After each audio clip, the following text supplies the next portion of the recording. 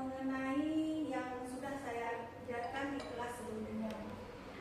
Nah, seperti kita ketahui bersama Bapak Ibu, bahwa pelajaran coding dan kecerdasan artifisial ini baru pertama kali ya Bapak Ibu kita laksanakan di sekolah kita ini. Ada yang tahu coding itu apa?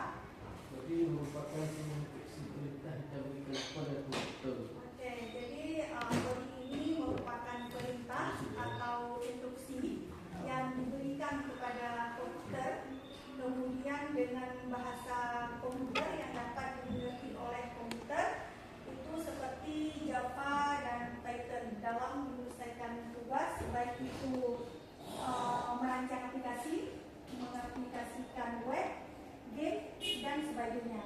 Jadi misalkan di sini kita sebagai pedagang Bapak Ibu, jadi kita akan membuat aplikasi data penjualan.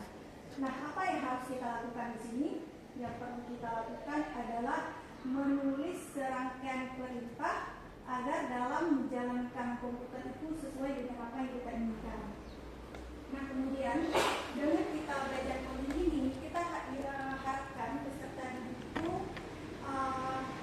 dapat meningkatkan kemampuan numerasi dan meningkatkan kemampuan berpikir siswa dalam menyelesaikan masalah secara sistematis.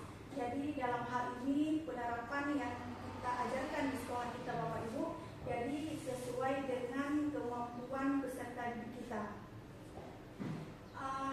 Kalau kita bahas masalah AI, mungkin Bapak Ibu udah tahu semua apa itu AI.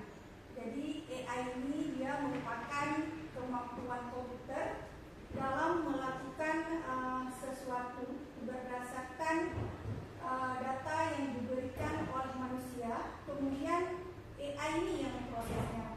Jadi ketika manusia meminta atau menanyakan sesuatu, baik itu informasi ataupun data, jadi AI ini yang memberikannya. Jadi misalnya di media sosial kita mendapatkan rekomendasi dari AI. Nah, kemudian setelah kita mendapatkan rekomendasi dari AI, ini berdasarkan apa?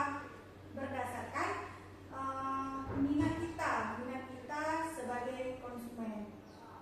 Nah, kemudian dengan mempelajari AI ini, itu siswa diharapkan meningkatkan kemampuan literasi. Nah, kalau yang coding tadi numerasi ya Bapak Ibu, nah kalau yang AI ini dia literasi dan meningkatkan kemampuan berpikir kritis siswa.